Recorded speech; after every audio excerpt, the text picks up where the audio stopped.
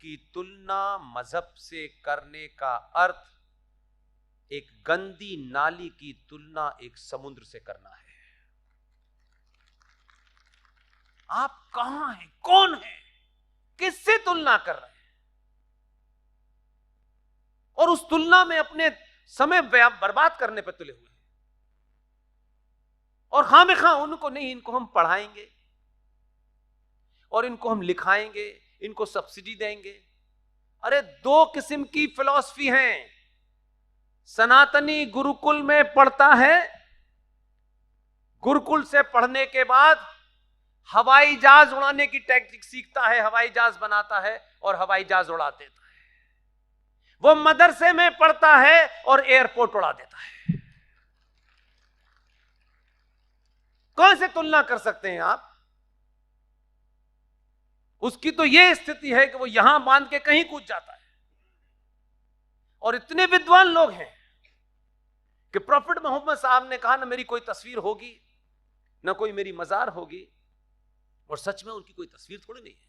और जब किसी आदमी की कोई तस्वीर नहीं है, किसी भगवान हो, उनके पैगंबर हो, अगर उनकी तस्वीर नहीं है तो नहीं है भाई। लेकिन दुनिया के सारे मुसलमानों में सिर्फ भारत का मुसलमान बहुत इंटेलिजेंट है। किसी ने डेनमार्क में कार्टून बना, बोला यही है, मतलब उसने कुछ लिखा नहीं नीचे, उसने बताया भी नहीं, उसने कुछ कहा भी नहीं।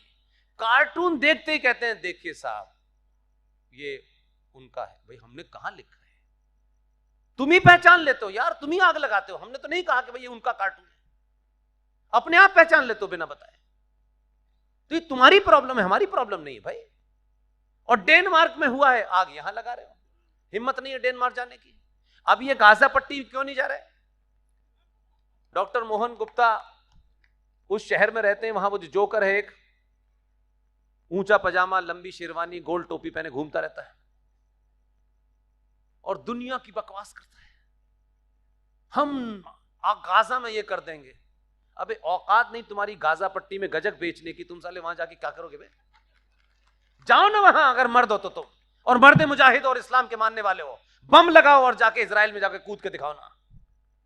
यहीं बैठना है उन्हें, क्योंकि यहां ये लोग सुन लेते हैं सनातनी। सुनना बंद कर दीजिए। आपकी चुप्पी, आपकी खामोशी। मैंने फिर कहा, आपको सिर्फ अपने को ठीक करना है।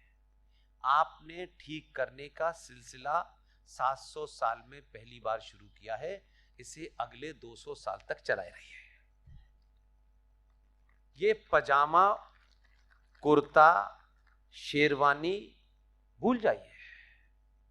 जैसे जैसे आप अपने रूट्स पे लौटेंगे, आचार्य चाणक्य के बारे में जानेंगे, वैसे वैसे फारूक अब्दुल्ला जल्दी से घर में जाके एक पोथी निकालेगा और ढूंढ के कागज से देखिए 1722 में हमारे पूर्वज का नाम राघोराम कौल था। आप कह रहे तो नहीं ढूंढ रहा है, लेकिन आपने स्थिति ऐसा पैदा कर दी है कि जो नबी का गुलाम है, वो नबी का गुलाम भी ढूंढ के ले आया। हमारे पूर्वज हिंदू थे, ये कश्मीर से ही शुरुआत हुई है। ऐसे ही रहिएगा, ये घर वापसी के चक्कर में मत रहिएगा। आपको घर वापसी करनी है तो खटीक की करिए, दलित की करिए, जो कमजोर है उसकी करिए, उसको मेन लाइन में जोड़ लीजिए। वही आपकी डिफेंस लाइन है। जो एक बार चला गया वो उसको दोबारा इस समुद्र में मत मिलाइए, क्योंकि वो इस समुद्र को भी गंदा करेगा। जो चला गया तुम चले जाओ, कब्र में जाना हमको कोई चिंता, हमको तुमको घर वापस का जो पाखंड है हमको नहीं करना है। जो हमसे हमारा छूट गया है पीछे, जाति के नाम पे, किसी कमजोरी के नाम पे, किसी गरीबी के नाम पे, उसका हाथ पकड़ लीजिए। आप जिस दिन उसका हाथ पकड़ लेंगे, सनातन की तरफ कोई निगाह उठा के नहीं देखेगा। आपके घर और आपकी बेटी भी महफूज रहेगी। आपने अपनों को अलग कर दिया। ये जो फ्रेंड्स ऑफ ट्राइबल सोसाइटी है, मुझे पता चला कि एकल विद्यालय 1989 में बना और शिक्षा की मिनिमम साधन, मिनिमम पैसों में बेसिक 2-4 गिनती 10-5 पहाड़े आ जाएं, ये एक आंदोलन है, ये सोसाइटी नहीं है। इस आंदोलन में बहुत लोगों ने आहुति दी है। आप इस आंदोलन में दिल खोल करके अपना सहयोग करें। लेकिन मुझे 4 साल पहले एक हिंदुस्तान के सबसे बड़े अखबार में एक फ्रंट हेडलाइन सुनने को मिली और उस पर ऊपर लिखा था पेप्सी मैरिज।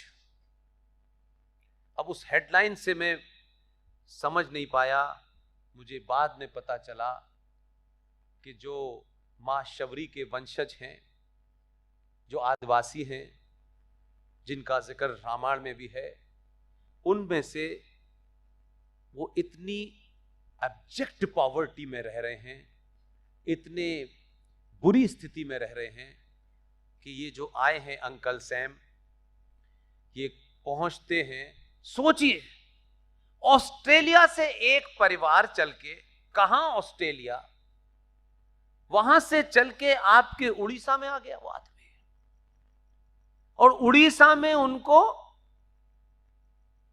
कन्वर्जन का ही खेल करना था क्या? वो उनको कन्वर्ट करने आए हैं। हेडलाइन थी पेप्सी मैरिज। तब उसके डिटेल में जाके पता चला कि आदिवासी इतनी गरीबी में रहते हैं कि उनको कुछ भी दे दीजिए, कैसे भी दे दीजिए, वो शादी तक कर लेते हैं। तो एक पेप्सी दे करके एक गरीब आदिवासी जवान लड़की की शादी अंकल सैम से करा दी गई। एक पेप्सी के कारण आप दिन में धनाढ्य लोग खाना बनाते हैं, अपनी शान दिखाने के लिए 1000 और 2000 की प्लेट होती है शादी में आपकी। जितना खाना आप फेंक देते हैं उससे कई हजार आदिवासी मजबूत हो सकते हैं। लेकिन आपको कोरी शान दिखानी है, भाई किस पे दिखानी है? ये बेसिक छोटी छोटी सी चीजें हैं। तब मुझे बहुत तकलीफ हुई। गुजरात में एक बहन है मेरी, नेहा पटेल, गाय के सिलसिले में काम करती है। उसको अभी 52 दिन वहां की सरकार ने जेल में रखा। दिन भर सिंगापुर गई, बड़े परिवार की बेटी है, पढ़ी लिखी, सब कुछ नौकरी छोड़ दी है उसने, और दिन भर रात भर सिवाय ये जो कसाई हैं जो गायों को काटते हैं, उनको बेचते हैं, उनको पकड़वाती है। और बहुत लंबी टीम उसने बनाई है।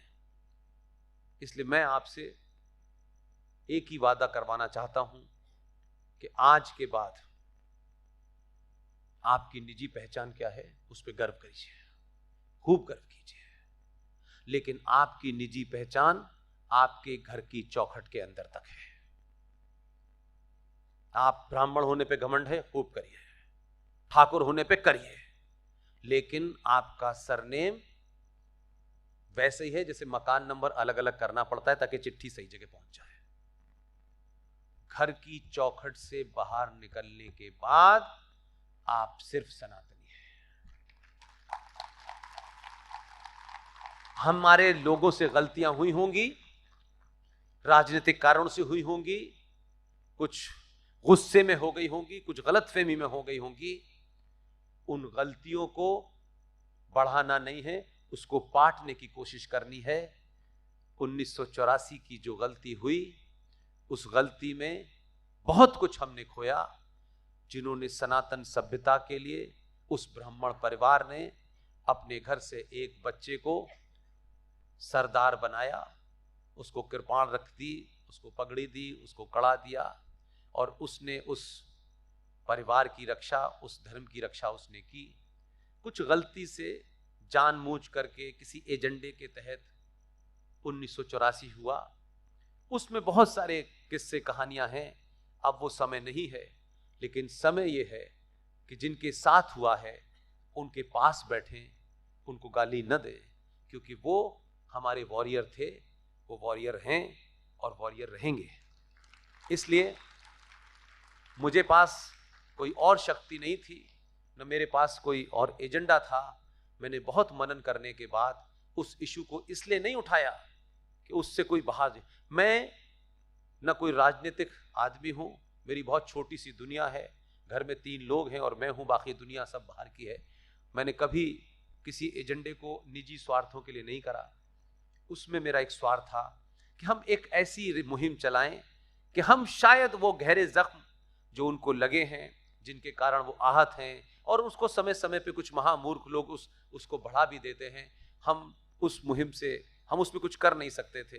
बड़े बड़े दानिश्वरों ने किताबें लिखी, बहुत कुछ लिखा, उसके पीछे कुछ और लोग भी शामिल थे, उसका भी मुझे अंदाजा है, लेकिन क्योंकि ये मेरे घर का मामला है इसलिए मैं उसमें उस जख्मों को नहीं छेड़ना चाहता। मैंने एक मुहिम चलाई और अपने सारे साथियों से कहा कि पब्लिक स्पीकिंग में हमारे साथी कम हैं, ज़्यादातर टेलीविज़न पे जाते हैं, लेकिन इसको इतनी मुहिम बनाइए कि सत्ता तक ये पहुँचे, और अगर ये होगा तो एक बड़ा मेरे हम जैसे लोगों के मन के ऊपर से वो बोझ कम होगा, क्योंकि हम तो उसमें शामिल भी नहीं थे, हम तो 84 में पढ़ रहे थे।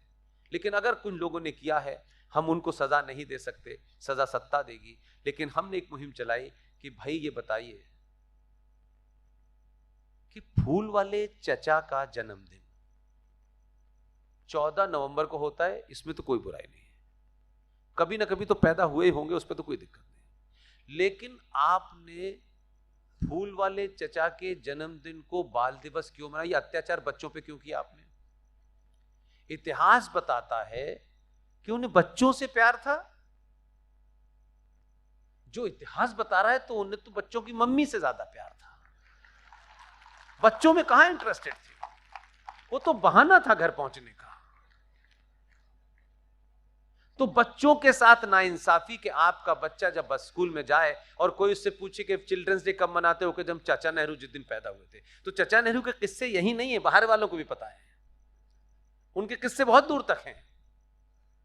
तो हमने एक मुहिम चलाई कि अगर सनातनी हिंदू बच्चों को बाल दिवस ही मनाना है तो ऐसे पुरुषार्थी के ऊपर मनाया जाए ताकि जब जब वो दिन आए तब तक वो बच्चे अपने उन पूर्वजों के ऊपर गर्व करें। और हमने तब ये मुहिम चला करके कहा कि गुरु गोविंद सिंह के जो 4 पुत्र थे, उसमें से 2 पुत्र जो चमकौर के युद्ध में मुगलों द्वारा धोखे से मार दिए गए, एक उनका बच्चा था जोरावर सिंह, एक दूसरे थे साहबजादा फतेह सिंह, एक की उम्र 9 साल या 12 साल थी, एक की 6 साल थी, और उसको एक मुगल बादशाह के हुक्म पर उनका मत, उनकी आस्था को बदलने के लिए गर्दन पे जब तलवार रखी 6 साल के बच्चे के ऊपर, और उससे कहा कि जान बख्श दी जाएगी अगर इस्लाम कबूल कर लोगे। उस 6 साल के बच्चे का अंतर मन और उसकी आत्मा कितनी पवित्र और कितनी ताकतवर थी, उसने खुली आंखों से उसकी आंखों में देखा और कहा कि वाहे गुरु के अलावा किसी को नहीं मानूंगा।